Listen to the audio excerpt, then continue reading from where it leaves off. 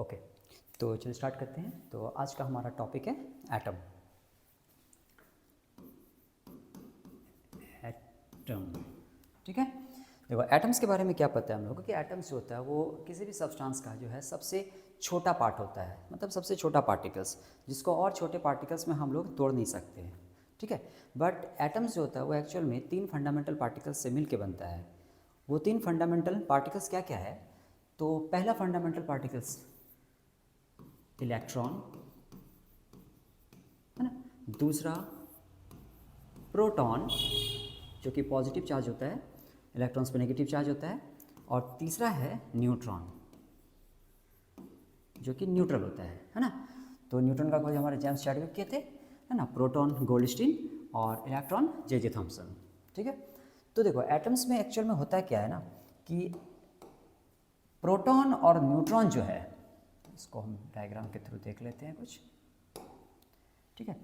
तो क्या है कि प्रोटॉन और न्यूट्रॉन ये दोनों एटम्स के सेंटर पे प्रेजेंट होता है, ठीक है, एटम के सेंटर पे, जिसको हम लोग न्यूक्लियस बोलते हैं, ठीक है। और इलेक्ट्रॉन्स जो है वो इसके चारों तरफ क्या है कि एक डेफिनेट सर्कुलर पाथ में मूव करता है।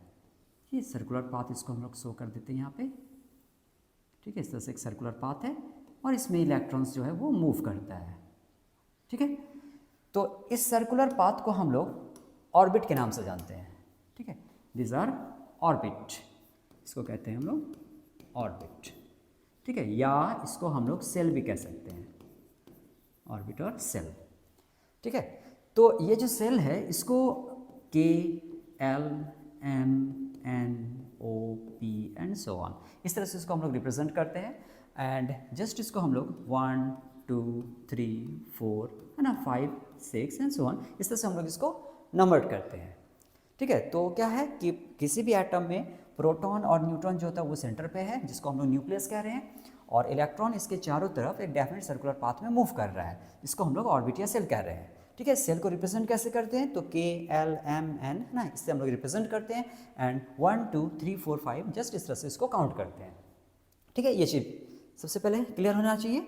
नाउ अब उसके बाद देखो है क्या कि जैसे जैसे न्यूक्लियस से हम लोग दूर जाते हैं, क्या देखते हैं हम लोग कि ऑर्बिट्स का जो साइज होता है ना वो इंक्रीज हो रहा है, कि सबसे छोटा है, उससे बड़ा एल है, फिर एम है, फिर एन, फिर ओ एंड फिर पी। तो जिस तरह से ऑर्बिट का साइज इंक्रीज हो रहा है, जस्ट उसी तरह से क्या होता है ना, इसमें जो नंबर ऑफ इलेक्ट्रॉन्स होता है वो भी धीरे धीरे इंक्रीज होता है। तो सबसे पहला चीज़ हम लोग को ये जानना है कि जैसे किस ऑर्बिट्स में कितना इलेक्ट्रॉन प्रेजेंट होगा।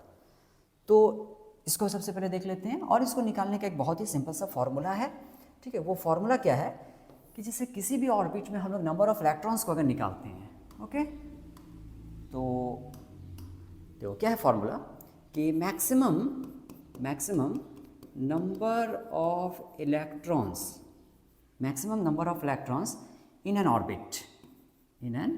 ऑर्बिट। तो इसको निकालने का क्या फॉर्मूला है? सिंपल सा फॉर्मूला है विच इज 2n², ठीक है। क्या है फॉर्मूला? Formula is 2n²।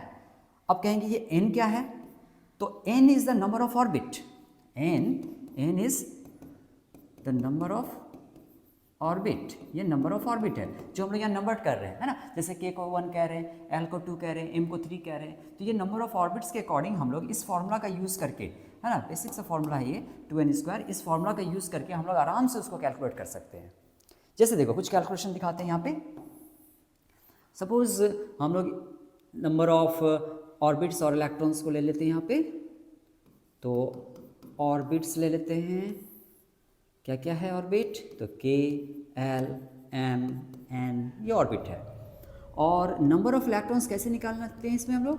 तो नंबर ऑफ इलेक्ट्रॉन्स ये निकालने का फॉर्मूला था क्या? 2n², है ना। n is the number of orbit, तो जैसे हम लोग ये जो डिफरेंट ऑर्बिट्स है, हम लोग n किसको ले रहे हैं? n ले रहे हैं नंबर ऑफ ऑर्बिट्स को, ये फर्स्ट ऑर्बिट, ये सेकंड ऑर्बिट, ये थर्ड, ये फोर्थ, इस तरह से आगे बढ़ते जाएंगे। तो अब जैसे इसमें निकालना है तो है ना, क्या करेंगे? 2 × 1 का स्क्वायर, जस्ट उसी तरह इसमें 2 × 2 का स्क्वायर, तो 2 × 1 square that means 2, 2 × 2 square that is 8, उसी तरह से 2 × 3 का स्क्वायर विच इज़ 18, 2 × 4 का square which is equal to 32। तो इससे हम लोगों को देखो एकदम साफ साफ समझ में आ रहा है कि फर्स्ट ऑर्बिट में 2 इलेक्ट्रॉन्स प्रेजेंट होता है, सेकंड ऑर्बिट में 8, थर्ड ऑर्बिट जाते हैं तो 18 और उसके बाद आगे बढ़ते हैं तो 32।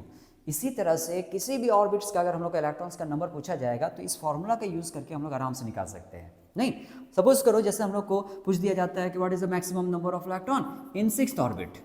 नो, सिक्स्थ ऑर्बिट पे नंबर ऑफ इलेक्ट्रॉन पूछना है ना।